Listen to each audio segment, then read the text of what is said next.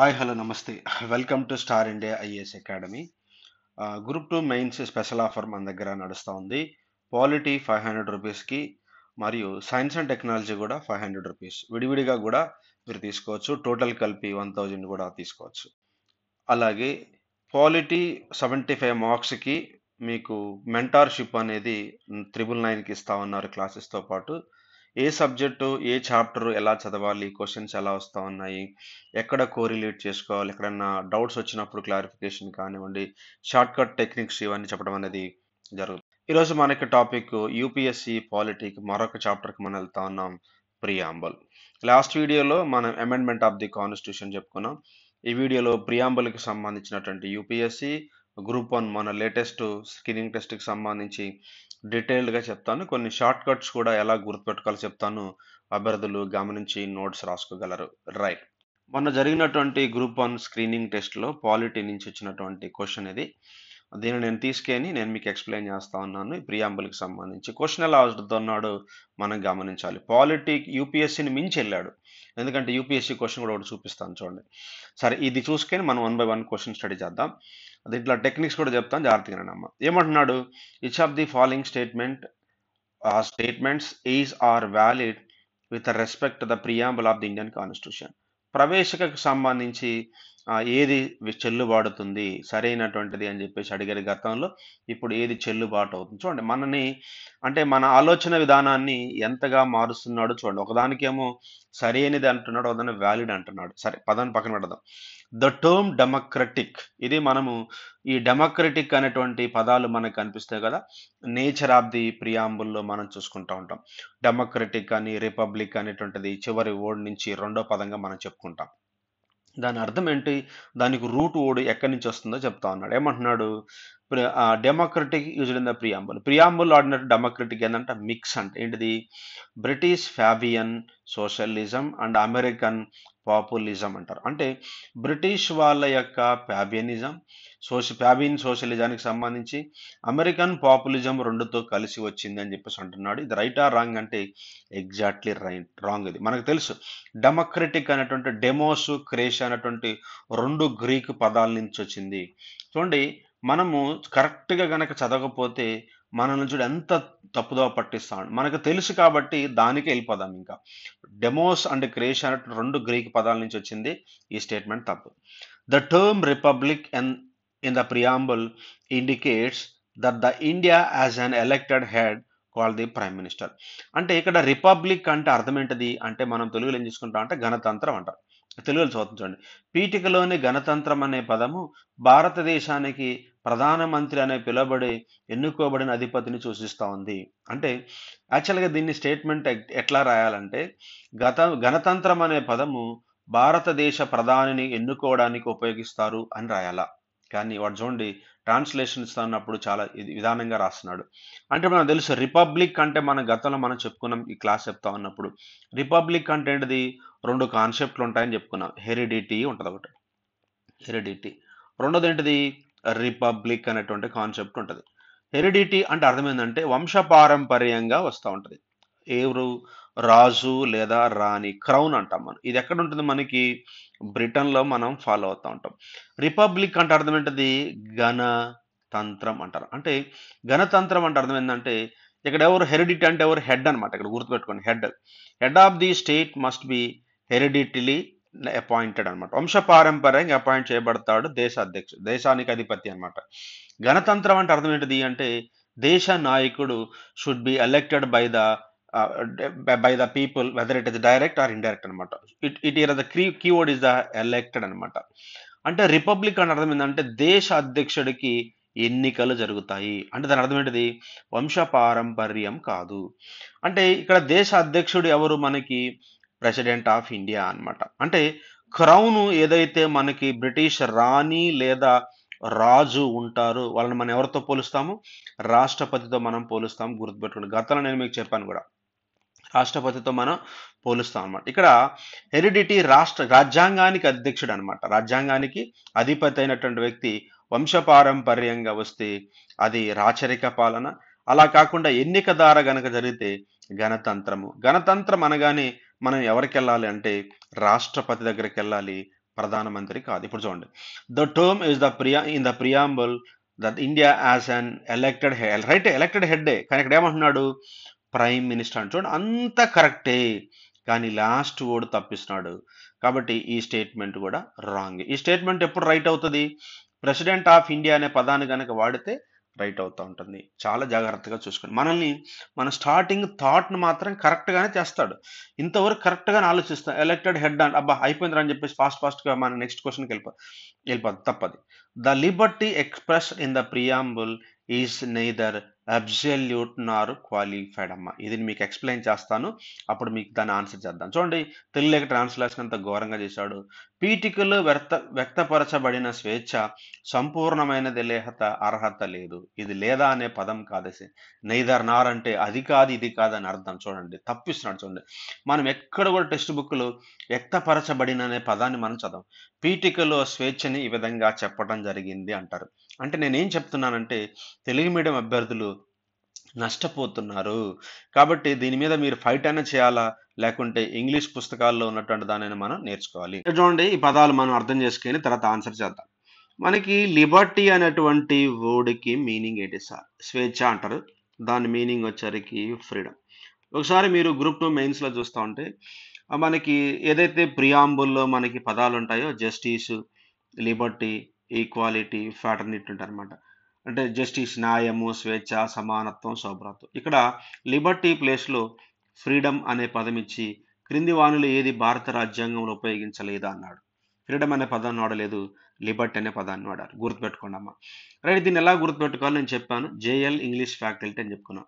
మనం నారాయణ చైతన్య కాలేజీకి వెళ్తే జేఎల్స్, ఎస్ఎల్స్ అంటారు అనమాట. ఇక్కడ జేఎల్ అంటే జూనియర్ లెక్చరర్ అని కాదు, కానీ జస్టిస్ అని, లిబర్టీ అని, ఈఎఫ్ అంటే ఇంగ్లీష్ ఫ్యాకల్టీ. రైట్, ఇక్కడ ఒక ప్రశ్న వస్తూ ఉంటుంది.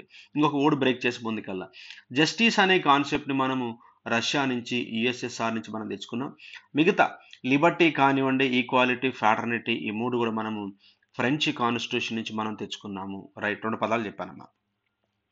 ఇంతకీ ఈ లిబర్టీ అనే దాన్ని మనం ఎక్కడ చూడొచ్చు సార్ అంటే, we can observe through the fundamental rights. ప్రాథమిక హక్కుల్లో ఆర్టికల్ 19 మనకు కనిపిస్తూ ఉంటుంది. స్వేచ్ఛ, స్వాతంత్రపు హక్కులు అంటారన్నమాట. రైట్ టు ఫ్రీడమ్ అని చెప్పేసి మనకు ఒక 6 ఫ్రీడమ్స్ అనేవి మనకు కనిపిస్తూ ఉంటాయి. ఈ ఫ్రీడమ్ ఆర్టికల్స్లో మనకి 19(1)(a), 1(b), 1(2) అట్లా ఉంటాయి. ఇవన్నీ ఎలా గుర్తుపెట్టుకోవాలి, నేను ఒక షార్ట్ కట్ చెప్పాను, లింక్ డిస్క్రిప్షన్లో ఇస్తాను, చూడండి, చాలా బాగా పనికొస్తుంది మీకు అది వీడియో. రైట్, ఫ్రీడమ్ అనే దాన్ని మనం ఎక్కడ చూస్తామంటే 19 చెప్తా. ఏంటి సార్ ఫ్రీడమ్ అని కనుక అంటే, right to speech and expression అంటారన్నమాట. Right to speech and expression. Right to speech and expression అర్థం ఏంటంటే వాక్, భావ ప్రకటన హక్కు అంటన్నమాట. వాక్ అంటే మాట్లాడటం, భావన అంటే మన యొక్క భావాలను తెలియచేస్తారు. ఎట్లాగా కోపము, భయము, ఆనందం, అది వాక్, భావ ప్రకటన హక్కు అంటది అర్థం. ఇప్పుడు నీకు మాట్లాడే హక్కు ఉందని చెప్పేసి ఏది పడితే ఏది పడితే మాట్లాడతావా? అమ్మనా బూతులు మాట్లాడతావా? మాట్లాడకూడదు. So for example, Ram Gopal Varma ఏం చేశాడంటే, కమ్మ రాజ్యములో కడప బిడ్డలు, పులి బిడ్డలు అని సంథింగ్, కడప బిడ్డలు అని చెప్పేసి ఒక సినిమా తీశాడు. కమ్మరాజ్యం, కడప బిడ్డలు అన్నాడు. ఇక్కడ ఒక 2 కులాలని మనకి కనిపిస్తూ, ఒక కులాన్ని తక్కువ చేస్తూ ఒక కులాన్ని ఎక్కువ చేసి మాట్లాడటం వల్ల వీళ్ళు సినిమాని పేరు మార్చి అమ్మ రాజ్యములు పులిబిడ్డలు సంథింగ్ ఏదో మార్చాడనమాట. అంటే కులం అనే పేరు లేకుండా మనకి రాయటం జరిగింది. దీన్ని ఏమంటారు? రిస్ట్రిక్షన్స్ అంటారు. అంటే ఏది పడితే అది ఎక్స్ప్రెషన్ అంటే టీవీలు, మీడియా మొత్తం కూడా ఎక్స్ప్రెషన్ కిందకి వస్తూ ఉంటాయి. స్పీచ్ అంటే నీకు ఇష్టం వచ్చింది నోటికి ఏది పడితే మాట్లాడేది కుదరదు. ఇక్కడ గవర్నమెంట్ ఏం చేస్తారంటే రిస్ట్రిక్షన్ చేస్తుంది. అంటే దేశ సమగ్రతకు, సౌభ్రాతృత్వానికి, మన యొక్క స్వతంత్రానికి ఏమైనా ఇబ్బంది కలుగుతా ఉందనుకున్నప్పుడు ఏముంటాయి? లిమిటేషన్స్ ఇస్తాయి. అంటే నా పాయింట్ ఏంటంటే, లిబర్టీలు ఏముంటాయి సార్ అంటే లిమిటేషన్స్ ఉంటాయి, పరిమితులు ఉంటాయి, రిస్ట్రిక్షన్స్ ఉంటాయి. ఈ పదాలు గుర్తుపెట్టుకోండి. రిస్ట్రిక్షన్స్ ఆర్ లిమిటేషన్స్ అంటే నీకు ఏది పడితే ఏది దాన్ని ఫ్రీడమ్ అనరు. దాన్ని ఫ్రీడమ్ అనరు. ఫ్రీడమ్ అనే అర్థంలో నీ ఇష్టం వచ్చింది చేయటం అనేది ఫ్రీడమ్ అనొచ్చా, కానీ it good not effect the sovereign, socialist or unity and integrity అంటారు. మన దేశ సమగ్రతకు దెబ్బ తినకూడదు. అంటే కన్క్లూజన్ ఏంటి సార్ అంటే, ఇక్కడ ఫ్రీడమ్ అంటే అర్థం ఏంటంటే నీకు ఇష్టం వచ్చింది చేసేది ఫ్రీడమ్ కాదయ్యా. దాని మీద ఏముంటాయి? లిమిటేషన్స్ ఉంటాయి, పరిమితులు ఉంటాయి. పరిమితులు ఉంటే దాన్ని మనం ఏమనొచ్చు అంటే, చూడండి, ఫ్రీడమ్, నేను ఇంకొక పదాన్ని మీకు చెప్పేసి అక్కడికి వస్తాను. నేను ఏంటంటే అబ్జల్యూట్ అనే పదాన్ని మీకు చెప్పాలి.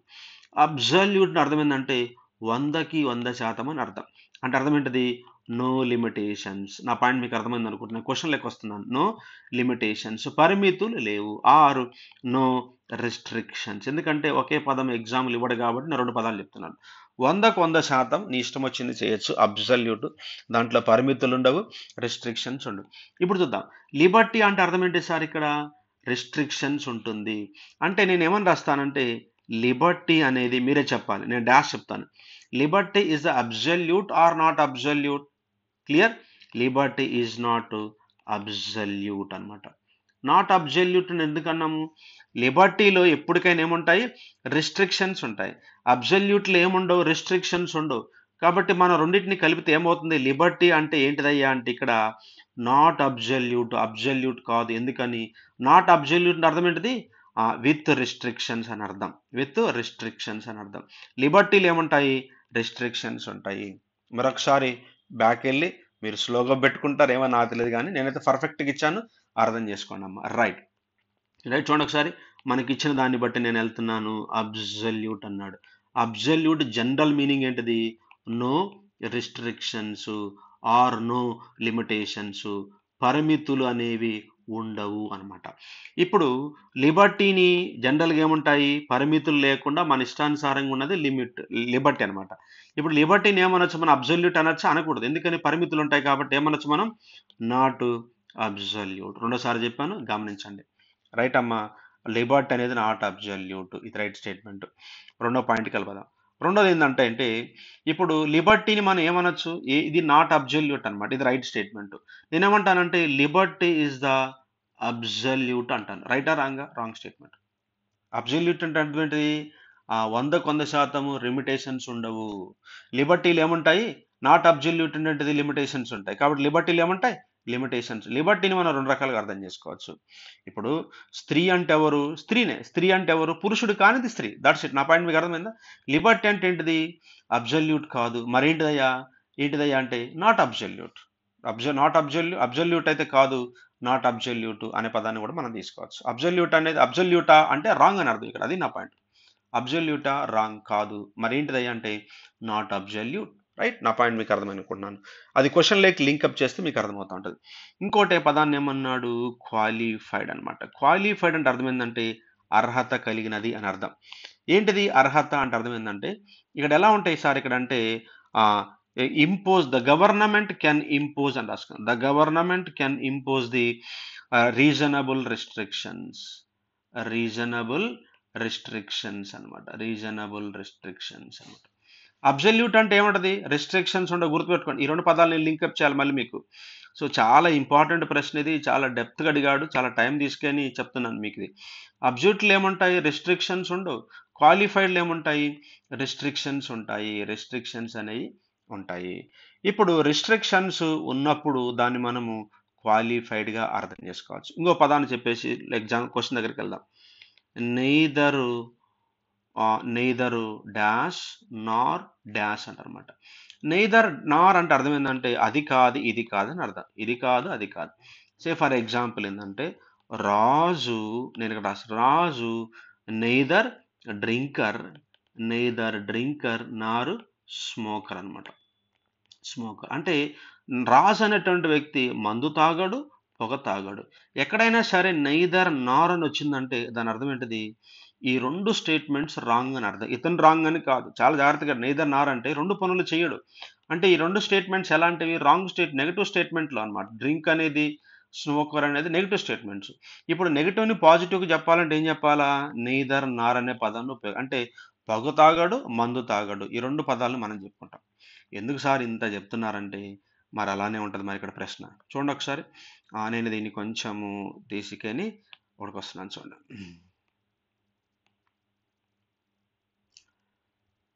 రైట్. ఇప్పుడు క్వశ్చన్ని మనం ఎక్స్ప్లెయిన్ చేస్తాను చూడమ్మా. ఇప్పుడు క్వశ్చన్ బట్టి మీకు ఆన్సర్ చేయాలన్నమాట. లిబర్టీ అంటే ఏంటిది? మనం చెప్పుకున్నాం, రిస్ట్రిక్షన్స్ ఉంటాయని అర్థం, అంతే కదా లిబర్టీ. Neither absolute. అబ్జల్యూట్ అంటే అర్థం ఏంటిది? అబ్జల్యూట్ అంటే రెస్ట్రిక్షన్స్ ఉండవు అని అర్థం, అంతే కదా. లిబర్టీలో రెస్ట్రిక్షన్స్ ఉండవా? ఎస్ ఉంటాయి, కానీ ఉండవు అంటున్నాడు. నెయిదర్ అబ్జల్యూట్ నాట్ క్వాలిఫైడ్ అంటే అర్థం ఏంటిది ఇక్కడ? నెయిదర్ నార్ అంటే అర్థం ఏంటిది? అబ్జల్యూట్ కాదు, క్వాలిఫైడ్ కాదు అన్నాడు. చూడండి ఒకసారి నా పాయింట్ చూడండి ఒకసారి. లిబర్టీ అనేది ఏంటయ్యా అంటే అబ్జల్యూట్ కాదంట, క్వాలిఫైడ్ కాదంట. అవునా? చూద్దాం. మనకి క్వాలిఫైడ్లు ఏముంటాయి? మనకి జనరల్గా క్వాలిఫైడ్లు ఏముంటాయి? మనకి లిమిటేషన్స్ ఉంటాయి. క్వాలిఫైడ్లు ఏముంటాయి? లిమిటేషన్స్ ఉంటాయి, పరిమితులు ఉంటాయి, రిస్ట్రిక్షన్స్ ఉంటాయి. కానీ ఇక్కడ ఏమంటున్నాడు? నార్ క్వాలిఫైడ్, రిస్ట్రిక్షన్స్ ఉండవు అంటున్నాడు. కాబట్టి రాంగ్ స్టేట్మెంట్. సరే ఇది కూడా చూద్దాం ఒకసారి.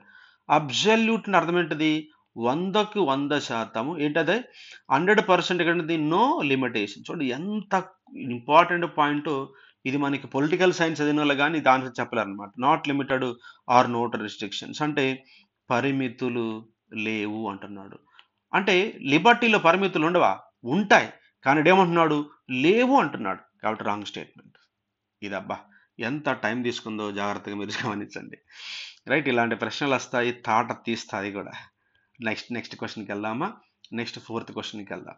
నెక్స్ట్ ఫోర్త్ క్వశ్చన్కి వెళ్తే the term fraternity as used by the preamble originally. అబ్బా ఈ స్టేట్మెంట్ దగ్గర నేను ఈ క్వశ్చన్ జాగ్రత్తగా ఆలోచిస్తే కానీ ఆన్సర్ పెట్టలేమ్మా. చూడండి, ఒరిజినల్లీ అనే పదం. Originally denoted the dignity of the individuals అంటే నాకు అర్థమైందంటే నేను చెప్తాను చూడండి. దీని అర్థమైంది ఎగ్జాంపుల్ ఏంటంటే సౌభ్రాతృత్వం అనేది రాజ్యాంగంలో ఒరిజినల్ అంటే ప్రారంభంగా ఏదైతే రాజ్యాంగం రాశారో ఆ మౌలిక రాజ్యాంగములు ఏమని రాశారు? డినోటెడ్ అని, dignity of the individuals only అని రాశారని అడుగుతున్నాడు. అది రైటా రాంగా కాదా మనం చూద్దాం. తెలుగులో చూద్దాం. పీఠిక ఉపయోగించిన సౌభ్రాతృత్వం అనే పదం నిజానికి వ్యక్తి యొక్క గౌరవాన్ని మాత్రం. నిజానికి వ్యక్తి యొక్క గౌరవమా? చూడండి, ఇది రాంగ్ స్టేట్మెంట్ అండి. నిజానికి వ్యక్తి యొక్క గౌరవాన్ని మాత్రమే సూచిస్తుంది అంటున్నాడు. ఎగ్జాక్ట్ రాంగ్ స్టేట్మెంట్ అండి. ఎందుకని అంటే చూడండి, ఇక్కడ రెండు పదాలు చెప్తే మీకు ఇప్పుడు ఆన్సర్ మీకు అర్థమవుతూ ఉంటుంది. ఎంత ఇబ్బంది పడుతుందో తెలుగు మీడియం వాళ్ళు గమనించాలమ్మా. ఇక్కడ మనకి జస్టిస్ అనే పదం ఉంటుంది. జస్టిస్ అంటే సోషల్లీ, ఎకనామికల్లీ, పొలిటికల్ సెప్ అనమాట. రైట్, లిబర్టీ, థాట్, బిలీఫ్, ఇవన్నీ చెప్పలేను అనమాట. Right, justice, Liberty, equality, fraternity. మీరు కాన్స్టిట్యూషన్ కనుక ఓపెన్ చూస్తూ ఉంటే ఫ్రాటర్నిటీ, నేను ఆల్రెడీ ప్రియాంబుల్లో చెప్పాను అనమాట. ఫ్రాటర్నిటీ అనే పదాన్ని మనం తీసుకుంటా ఉంటే ఏం కనిపిస్తా ఉంది సార్ ఇక్కడ అంటే assuring the dignity of individuals. Dignity of individuals, dignity of individuals and unity of the nation. ఇదమ్మా. ఇది ఏంటయ్యా అంటే మూడు పదాలు చెప్తాను నేను. రెండు పదాలు చెప్పి మూడో పదం క్వశ్చన్ ఏమన్నా చెప్తాను. ఒరిజినల్గా అంటే వేరే the constitution implemented in the year of 1950 January 26. Dignity of individuals and unity of the nation. వ్యక్తి యొక్క వ్యక్తి గౌరవాన్ని కాపాడుతూ దేశం అనేది కలిసి ఉండాలి, ఐక్యంగా ఉండాలి. ఇది ఒరిజినల్ అనమాట. నిజమైన వ్యక్తి గౌరవం కాదు భయ్. ఎంత రాంగ్ స్టేట్మెంట్ ఇస్తున్నాడు చూడండి. నాకు ఆ పదాన్ని చూసి ఒళ్ళు మండిపోయింది నాకు. అసలు అయితే ఎంత బాధపడదు, ఎంత నష్టపోతారో తెలుగు మీడియం పిల్లలు అర్థమవుతూ ఉంటుంది. ఇది ఒరిజినల్గా. అయితే ఏం జరిగింది సార్? 42nd అమెండ్మెంట్ 1976 ఏమొచ్చిందంటే, నేను మొత్తం రైట్లా dignity of individuals and unity ఇంకో పదం తీసుకుంటున్నాను, యూనిటీ అండ్ ఇంటిగ్రిటీ, ఈ పదం యాడ్ అయింది. Integrity of the nation. అంటే ఒరిజినల్గా ఏదైతే రాజ్యాంగం మనం రాసుకున్నామో ఆ రాజ్యాంగంలో ఉన్న పదాలు ఏంటంటే dignity of individuals and unity of the nation. రెండు పదాలు ఉన్నాయమ్మ. వ్యక్తిగతంగా ప్లస్ దేశంగా. ఇదేమో వ్యక్తి, ఇదేమో దేశం. గుర్తుపెట్టుకోవాలి, అంత పదాలు ఇచ్చాడు ఇక్కడ. డిగ్నిటీ ఆఫ్ ది, ప్రతి ఒక్క వ్యక్తిని మనం గౌరవించాలి, దేశము ఐక్యంగా ఉండేటట్టుగా మనం చూడాలి. ఇది ఒరిజినల్ కాన్స్టిట్యూషన్ ఇచ్చిన పదం. 42nd అమెండ్మెంట్ ప్రకారం ఏమైంది? మనకి ఇంటిగ్రిటీ అనే పదం యాడ్ అయింది. Right, integrity of the nation. Integrity అనే పదాన్ని యాడ్ చేశారు. మూడు పదాలు మనం ఏర్పాటు చేసుకున్నాం చెప్పుకున్నాం. అయితే వాడు ఏం అడిగాడు సార్ అంటే originally dignity of the individuals అని అడిగాడు అంతే. కానీ ఇంకా ఏముంది ఒరిజినల్గా? యూనిటీ ఆఫ్ ది నేషన్ అనే పదం కూడా ఉన్నది. అది మిస్ చేసి క్వశ్చన్ అడుగుతున్నాడు. చూడండి ఒకసారి, మీరు ఇప్పుడు మీకు సరిగ్గా అర్థమవుతూ ఉంటుంది. చూడండి ఇక్కడ the term fraternity as used by the preamble ఒరిజినల్గా ఇది ఒరిజినల్ అంటే 1950 జనవరి 26 రాజ్యాంగం అమల్లోకి వచ్చి డినోటెడ్ అంటే ఏం చెప్పారయ్యా అంటే the dignity of the individuals only. అవునా? రాంగ్. ఓన్లీ అనే పదం వచ్చిందంటే చాలా రాంగ్. ఏంటిది? యాక్చువల్గా ఏముంది? The dignity of the individuals and unity of the nation. అబ్బా, ఇదమ్మా ఉన్నది పదం. కానీ ఇప్పుడు ఆ పదం లేని ఓన్లీ అన్నాడంటే ఇది లేదని అర్థం. కాబట్టి ఇది రాంగ్ స్టేట్మెంట్. మొత్తం కూడా రాంగ్ స్టేట్మెంట్. ఆన్సర్ 4. ఇప్పుడు చూడండి, తెలుగు మీడియంలో చూడండి ఒకసారి. పీఠిక ఉపయోగించిన చూడండి, మొత్తం కలిపదాలు చూడండి, ఎంత దుర్మార్గంగా ఇస్తున్నాడు పేపరు. పీఠిక ఉపయోగించిన సౌభ్రాత్మం అనే పదము నిజానికి వ్యక్తి యొక్క గౌరవాన్ని మాత్రమే చూస్తుంది. కాదు, ఇంకా ఉన్నది ఏంటంటే దేశ సమగ్రత. కాబట్టి ఈ రాంగ్ స్టేట్మెంట్గా దీన్ని అర్థం చేసుకోవాలమ్మా. సో ఇది మనకున్న అంశం. ఈ క్వశ్చన్కి ఎంత టైం పట్టింది. సో నెక్స్ట్ చాలా క్వశ్చన్స్ ఉన్నాయి. నెక్స్ట్ ఇవన్నీ నేను ఇది యూపీఎస్సీ ప్రశ్న.